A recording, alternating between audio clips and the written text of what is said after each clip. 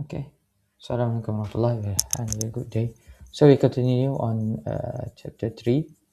So where we have learned about SVT, STEPCOM, so on and so forth. Alright, so now we go to synchronous condenser. Apa itu synchronous condenser? Okay, ataupun dia macam kita panggil conditioning punya sistem lah menggunakan motor. Okay, so biasanya synchronous motor dia akan menghasilkan lagging current. Okay, bila field tu overexcited, motor akan hasilkan draws leading current. Motor, synchronous motor, lagging current, tapi bila dia overexcited, motor akan draws leading reactive current. So, kita nak ubahkan dia punya operation dia, sama ada dia berada pada lagging, leading atau unity punya power factor region, kita adjust field current saja. Okay, ini kalau ikut synchronous condenser ni sesuai untuk AC motor yang besar. Kalau fasiliti tu ada manufacturing ke commercial ke, yang ada large AC motor. Jadi apa kita buat? Kita gantikan AC motor yang besar tu dengan synchronous motor yang dia operate dalam leading power factor region, yang menjadikan bila ada leading power factor region, biasanya lagging power factor ni problem issue is lagging, so leading dia akan settlekan lah. Tapi synchronous motor ni of course dia akan mahal lah daripada conventional motors, sebab dia kompleks dan ada control equipment dia lah. Ada juga yang utilities yang memang saja gunakan synchronous motor ni untuk menghasilkan generation of leading reactive power. Okay, bagus yang guna synchronous condenser ni, harmonic resonance tak terjadi. Terutamanya bila kita pakai passive capacitor bank, dia ada masalah harmonik. Tapi kalau kita guna synchronous condenser ni, benda ni takkan terjadilah. Alright, seterusnya SVC, static var compensator. Okay, static var we know is diguna static power control device. Kita pakai thyristor lah, SCR ke IGBT, yang mana dia akan switch capacitor and inductor untuk generate ataupun guna. Okay, reactive power ni kena faham, dia ada function dia sendiri. Reactive power yang leading akan improve power factor dan menjadikan raise kita punya voltage tu. Okay, leading. Kalau lagging pula, terutamanya long line, kalau Malaysia ni kita ada long line, macam kita ada Kampung Awal ke Bukit Batu, daripada menyambungkan daripada pantai timur ke selatan. So that long line, dia masalah dia dia jadi leading pula. Jadi kita pakai lagging power reactor. So untuk compensate voltage rise tadi, capacity kita kena serap pula. Kalau kita tak compensate power line, dia akan yang terjadi yang sebelum ni lah, tripping. Tu kita panggil sebagai SVC ni pakai line charge compensator. Drawback dia akan hasilkan harmonik lah. Of course ada VAR, ada capacitor. Alright. Tu sebab dia capacitor, control capacitor, switch. Dia ada capacitor akan hasilkan harmonik. So cost dia pun tinggi. Tapi kalau untuk size yang kecil tak sesuai. Kalau macam grid kita sangat sesuai. Alright. So power frequency disturbance. Power frequency disturbance ni pula adalah event yang kita kata slower, dia sikit je, tapi dia panjang compare to transient lah. Transient tu tinggi.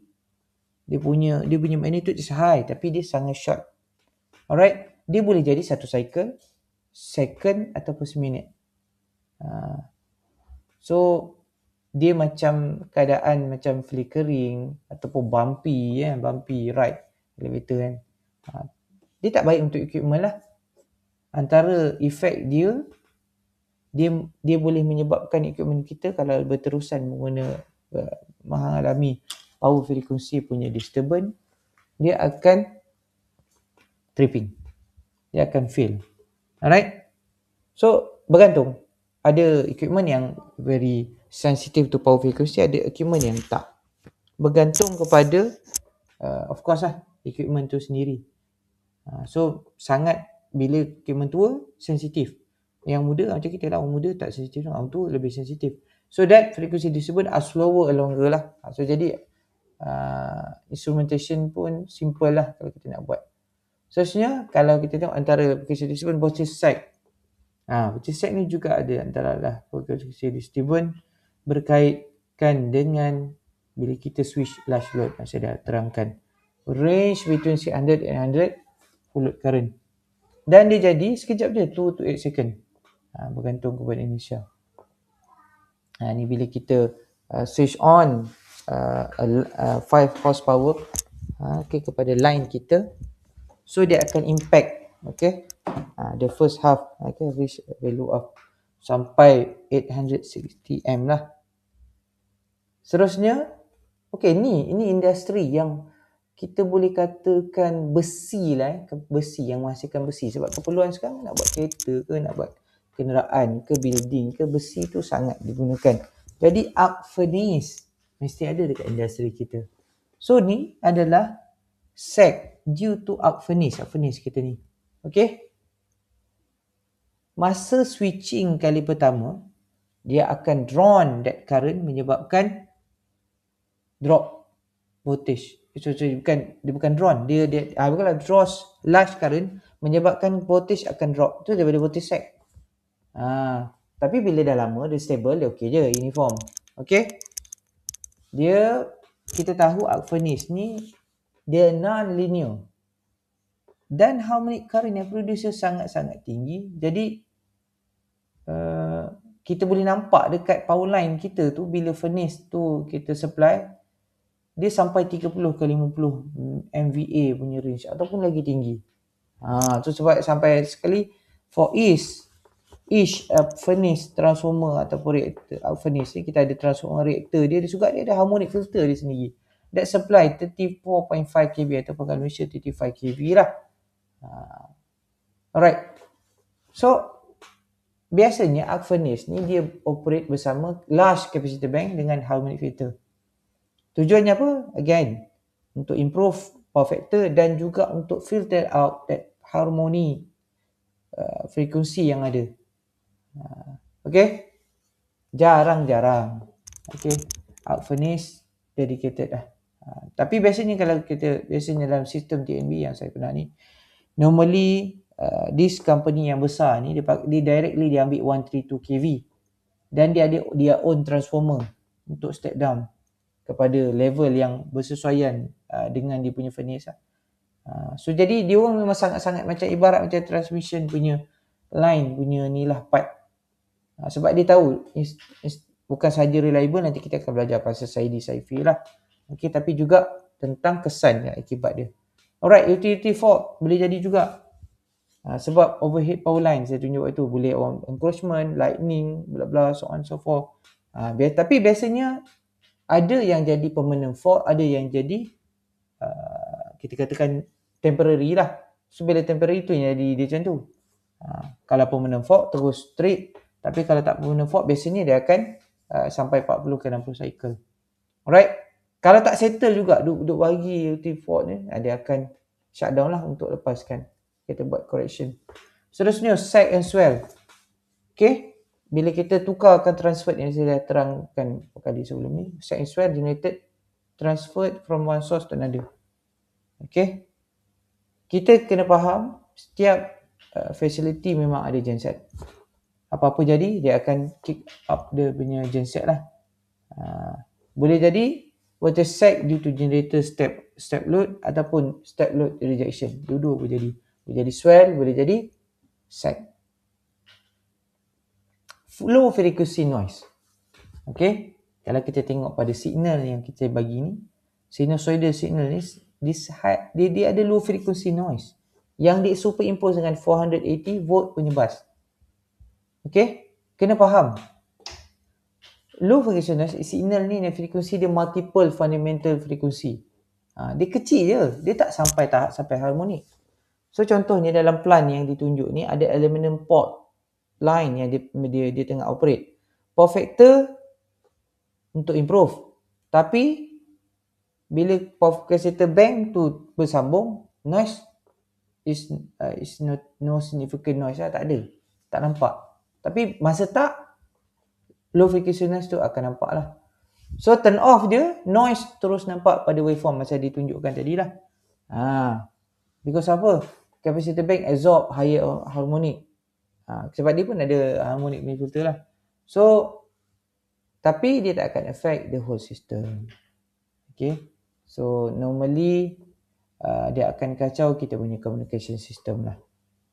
Okay. Antara salah satu equipment yang produce noise signal adalah ASDs atau adjustable speed drive, VSD lah apa semua tu So dia punya frekuensi noise tadi lebih tinggi daripada harmonic.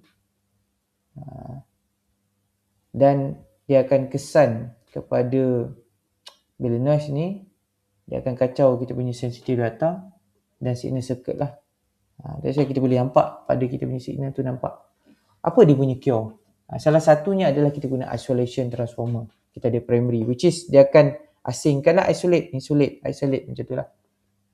Okay.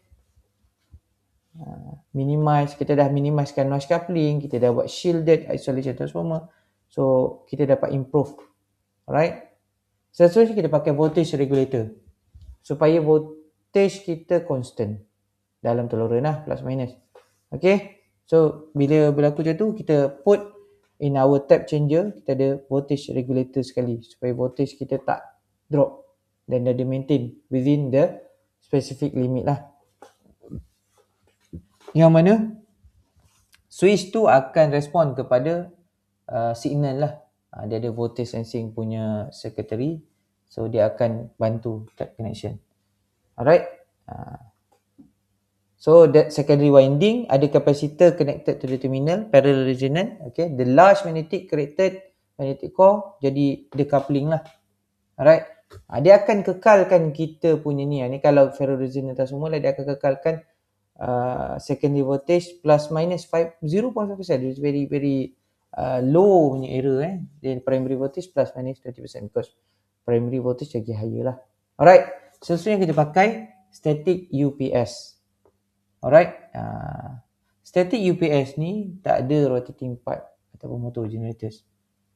Dia biasanya dia convert je lah kita punya input rectifier AC kepada DC, bateri lah.